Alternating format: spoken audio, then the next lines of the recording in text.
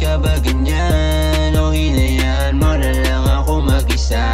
Mga pangako natin sa isa't isa isinantabi na lang at pinaliwala. Mahirap para sa akin dahil ang daming nagbago, pero ayoko namang magpakagago. Nang dahil sa'yo ay natuto ako, nang dahil sa'yo alam ko na halaga ko. Buti na lang nakawala ako agad sa iyong pagmamalupit at pananakal. Dahil grabe ang dulot kung sakaling nagtagal pa ako sa iyong peging halik at pagmamahal.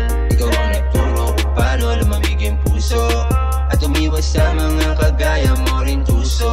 Ngayon mas sinasala ko kung sinong totoo sa akin at ang dapat na pakisamahan ko.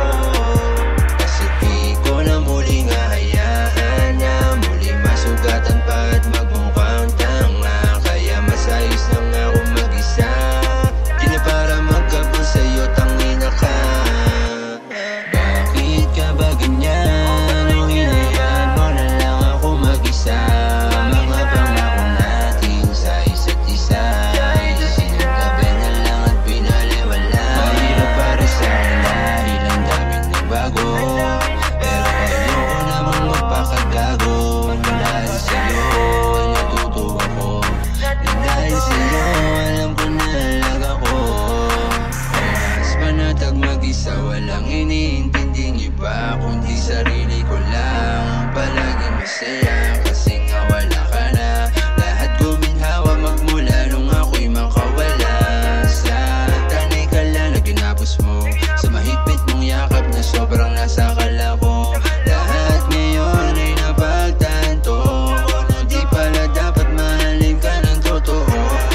Kaya kung babalik ka wag mo nang balakin dahil di ka na muling makakaisa.